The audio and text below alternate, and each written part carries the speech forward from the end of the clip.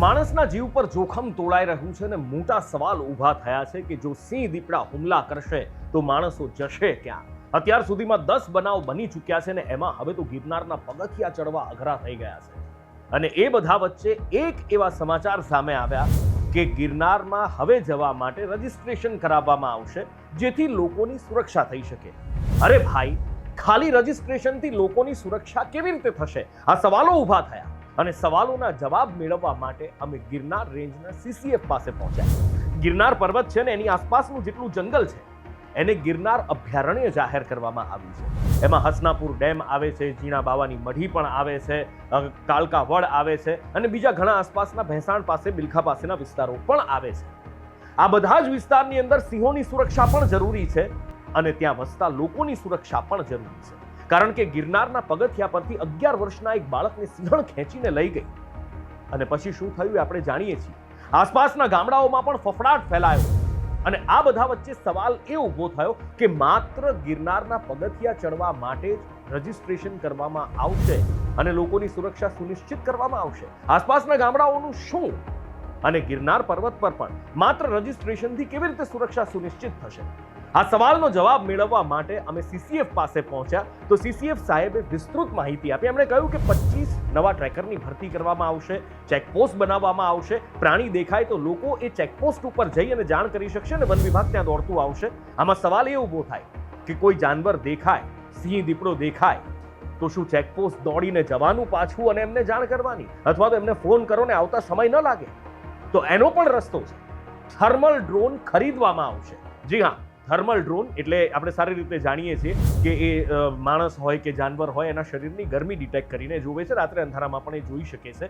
પણ એ ડ્રોન હજી ખરીદવામાં આવશે. AI બેઝ સિસ્ટમ બનાવવામાં આવશે. CCTV કેમેરાનું આખું નેટવર્ક ઊભું કરવામાં આવશે અને એ કેમેરા એનિમલને કેપ્ચર કરી શકશે અને સાથે આસપાસના લોકોને, ગામડાઓને એ બધાને સિગ્નલ પણ મોકલશે કે અહીંયા જાનવર છે કે નહીં અને જો નજીકમાં છે તો તમે સતર્ક થઈ જાઓ. પણ આ બધું બનાવવામાં આવશે, કરવામાં આવશે. હવે મુદ્દાની વાત અહીંયા એ આવે છે કે પવિત્ર યાત્રાધામ વિકાસ બોર્ડ અને ગુજરાત સરકાર કરોડો રૂપિયાની ગ્રાન્ટ ફાળવે છે, પણ એમ છતાં પણ ગિરનાર પર્વત પર પ્રવાસીઓની સુરક્ષા અને સુવિધા અત્યાર સુધી બિલકુલ શૂન્ય હતી એ વાત સાબિત થઈ. કારણ કે 25 ટ્રેકર ભરતી કરવામાં આવશે, AI બેઝ સિસ્ટમ બનાવવામાં આવશે, થર્મલ કેમેરા ખરીદવામાં આવશે. તો તમે કરો છો શું? અત્યાર સુધી કેમ તમે ન જાગ્યા? જો જાગ્યા હોત તો કદાચ 11 વર્ષનું બાળક આજે એના મા બાપ સાથે હસતું રમતું હોત, એ પરિવારનો માળો ન વિખાયો.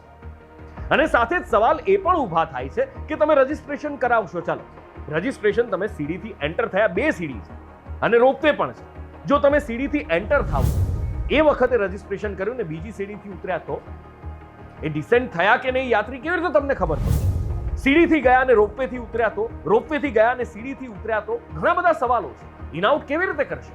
સાથે જ સવાલ એ પણ છે કે દિવાળી હોય, વેકેશન હોય, પૂનમ હોય, સાતમ આઠમ હોય, કેટલો રશ ગિરનાર ઉપર હોય છે. હજારો લોકો આવે છે અને જો તમે ત્યાં ઓન ધ સ્પોટ રજીસ્ટ્રેશન કરાવશો તો કેવી રીતે થઈ શકશે? રજીસ્ટ્રેશન 2 રીતે થશે, ઓનલાઈન અને ઓફલાઈન. એક QR કોડ આપવામાં આવ્યો છે, એ કેવી રીતે કામ કરે છે એ પણ આગળ હું તમને બતાવું છું. બહુ રસપ્રદ છે, તમે જોજો.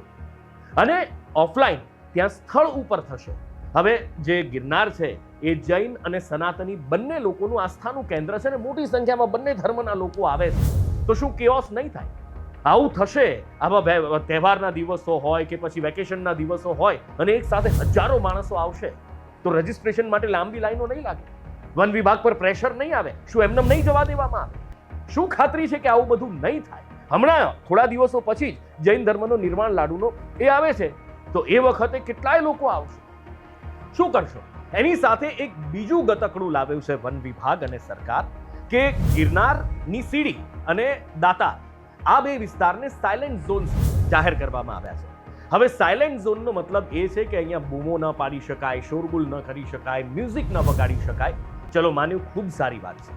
પણ જો ગિરનારને તમે જુઓ તો આ મેપથી તમે સમજી શકશો કે આ ગિરનાર અભયારણ્ય છે અને આ ગિરનાર અભયારણ્યની આસપાસ બધા ગામડાઓ છે. આ ગામડાઓની આસપાસ વાડી એટલે કે આપણે જે હોલ કહીએ લગ્ન માટેના એ છે અને ત્યાં પ્રસંગ થાય છે. પ્રસંગ થતા હોય તો બેન્ડ વાજા પણ વાગે. તો શું આસપાસના ગામડા જે રેવન્યુ વિસ્તારમાં આવે છે શું એમણે પણ કોઈ જ પ્રસંગ નહીં કરવાના? એમણે ધામધૂમ નહીં કરવાની?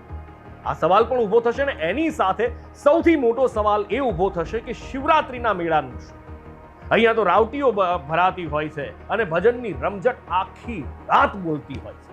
અઠવાડિયા સુધી આ તામઝામ શિવરાત્રીના મેળામાં ચાલતો હોય છે. ખુદ ભગવાન શિવ આ શિવરાત્રીના મેળામાં માલવા મૃગીકુંડમાં સ્નાન કરવા માટે આવતા હોય છે. તો શું એ બધા પર પણ તમે રોક લગાવી દેશો? છે આના કોઈ સવાલના જવાબ?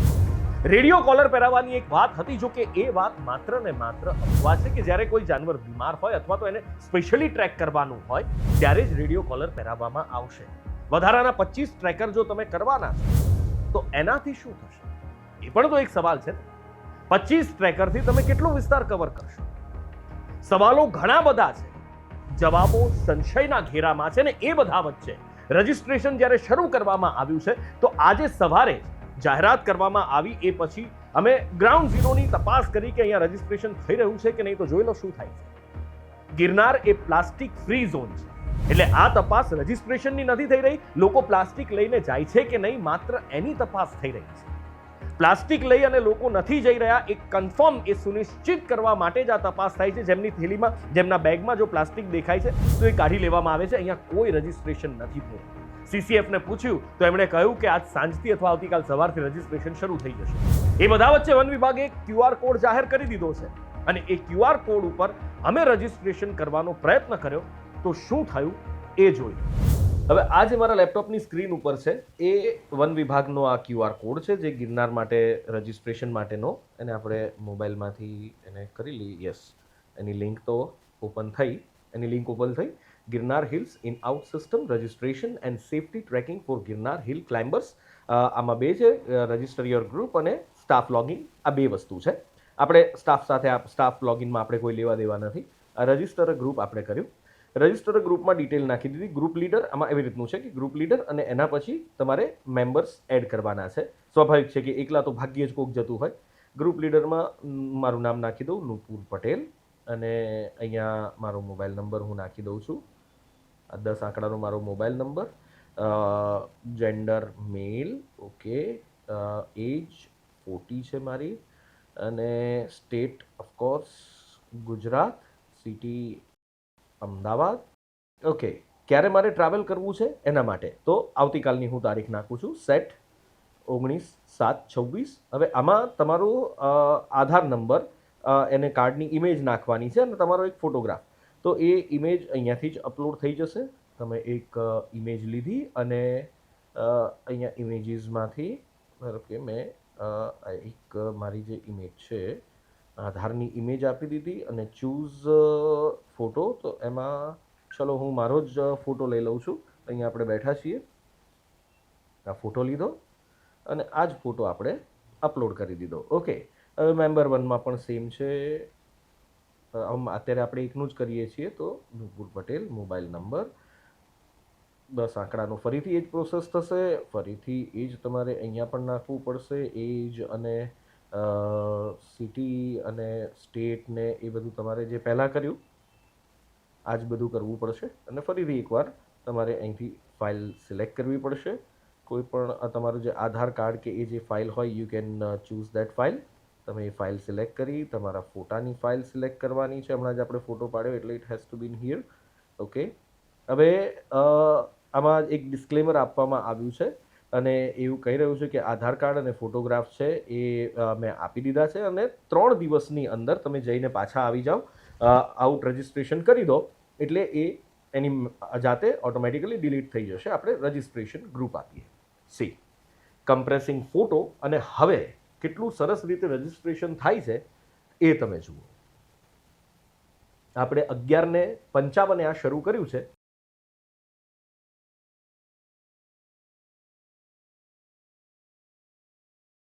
એટલે આ 57 થઈ ગઈ. 2 મિનિટ આપણે થઈ ગઈ છે અને રજિસ્ટ્રેશન હજી થયું નથી.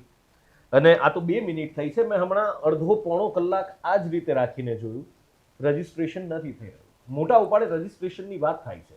ગિરનાર પર્વત ઉપર તમે જાઓ તો ઓફલાઈન રજિસ્ટ્રેશનની કોઈ વ્યવસ્થા નથી. કાલે થશે, આજે થશે, અને આમાં પણ કોઈ જ રજિસ્ટ્રેશન નહીં. આવી વ્યવસ્થા, જો આવી વ્યવસ્થા હશે તો AI કેમેરા ખરીદવા, ટ્રેકર ભરતી કરવા, પછી પેલું શું હતું થર્મલ કેમેરા ખરીદવા, આ બધું કેવી રીતે કરશું? એટલે 100 વાતની એક વાત છે સાહેબ, રજીસ્ટ્રેશન કરવાની જ્યાં વાત આવે છે, માત્ર રજીસ્ટ્રેશનથી તો સુરક્ષા સુનિશ્ચિત થવાની નથી. હા, બીજું ઘણું બધું કરવાનું પ્લાનિંગ છે, વિચારણા છે. ખરીદવામાં આવશે, ભરતી કરવામાં આવશે, બનાવવામાં આવશે. તો ક્યાંક સાહેબ એવું ના થાય કે આ તમારા પ્લાનિંગમાં બીજા લોકો હોમાઈ જાય. જે કરો એ જલ્દી કરજો, કારણ કે ક્યાંક એવું ના બની જાય કે માણસ અને સિંહ બંને વચ્ચેનો જે અતૂટ નાતો છે, એવું કહેવાય છે ને કે અહીંયા સિંહ માણસની રક્ષા કરે ને માણસ સિંહની, ક્યાંક એ સમીકરણ તમારા પાપે તૂટી ના જાય, એ ધ્યાન રાખજો.